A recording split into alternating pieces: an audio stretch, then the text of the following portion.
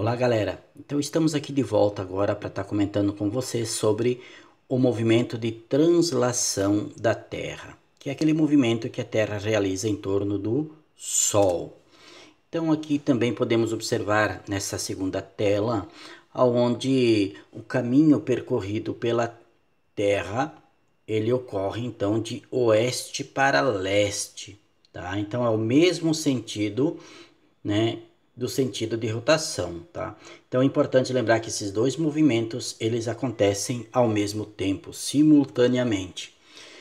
O movimento de translação é o movimento que a Terra realiza ao redor do Sol. E é importante lembrar que a Terra, então, ela demora 365 dias e 6 horas a uma velocidade de aproximadamente 30 quilômetros por segundo. E esse caminho, essa volta que a Terra realiza em torno do Sol, ela não é circular, mas sim elíptica, tá, gente?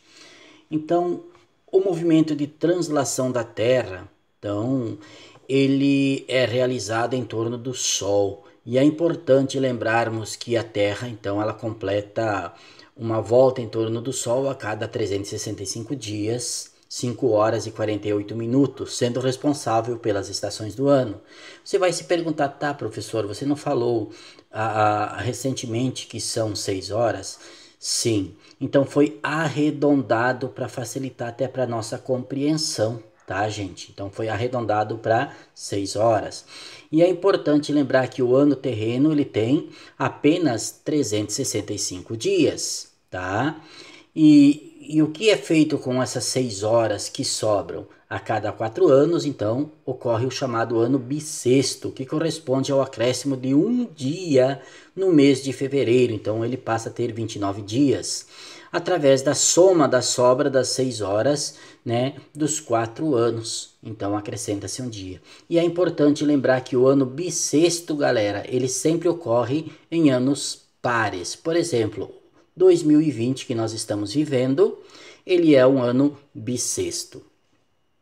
Então é importante também lembrar aqui que esse movimento de translação que a Terra realiza em torno do Sol vai determinar as estações do ano, do qual então nós vamos estar comentando com vocês na próxima tela um pouquinho cada um sobre solstícios, equinócios, assim por diante.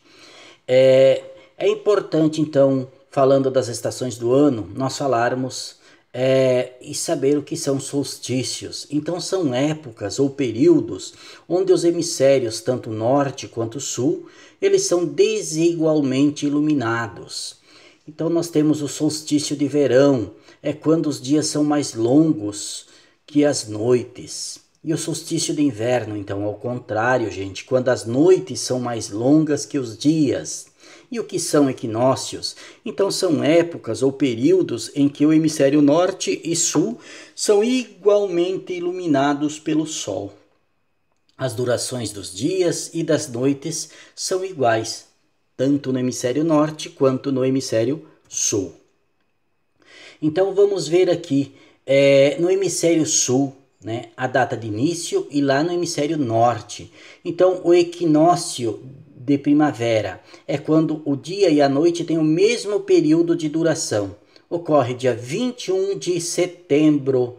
Então, início da primavera no hemisfério sul. No hemisfério norte, nós temos o equinócio de outono.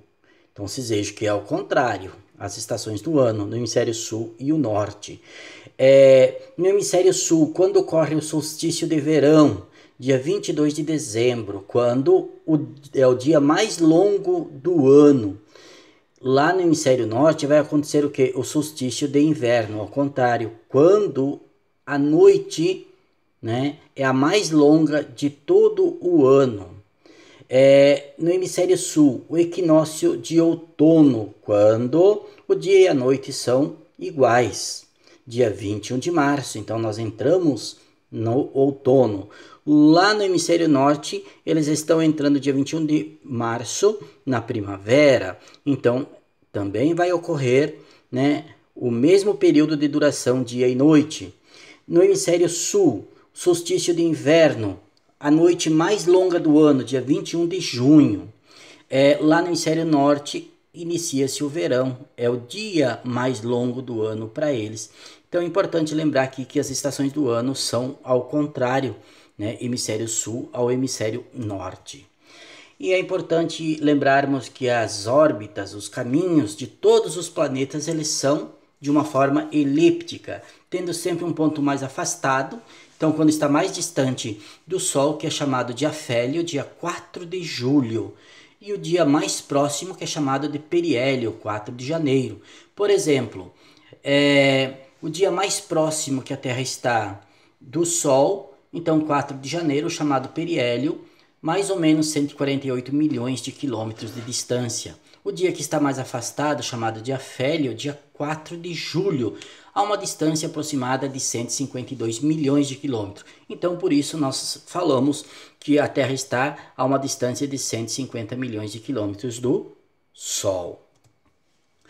E também nós vamos falar, então, sobre as zonas térmicas da Terra. Então, a gente sabe que a parte da superfície da Terra que recebe os raios solares mais diretamente ficam entre os trópicos de Câncer e de Capricórnio. Essa é a parte que chamamos de zona tropical, quente ou intertropical e corresponde às áreas mais quentes do planeta Terra.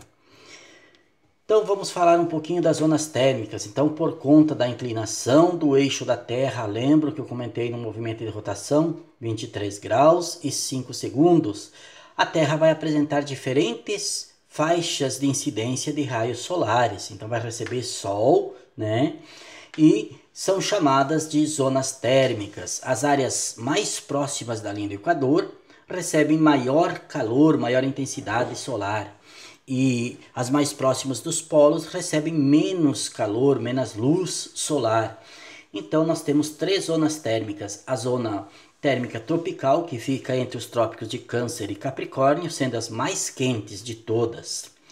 Depois nós temos a zona temperada, que fica entre os trópicos e os círculos polares. Lembrando que a zona temperada acima da linha do Equador, então, é chamada de zona temperada do norte. E abaixo da linha do Equador, entre o trópico de Capricórnio e o círculo polar antártico, é chamado de zona temperada do sul, na qual nós estamos localizados dentro de um subclima da zona temperada, chamado subtropical. E ainda nós temos a zona polar, dentro dos círculos polares, onde recebem menos incidência de raios solares, sendo as mais frias do planeta. Então, tendo aí a presença constante do gelo, e também por um período longo do inverno fica sem receber luz do sol, até 3 meses no escuro. E na próxima tela aqui, então, a gente pode estar observando as zonas térmicas do planeta Terra, tá, gente? Então, entre os trópicos, tá? Aqui essa região é a zona quente ou tropical, intertropical, zona temperada do norte, aqui ó gente, dentro dessa área. Aqui abaixo, zona temperada do sul e zona fria ou glacial antártica, né, ou polar do sul. E aqui a zona fria ou glacial ártica ou polar do norte.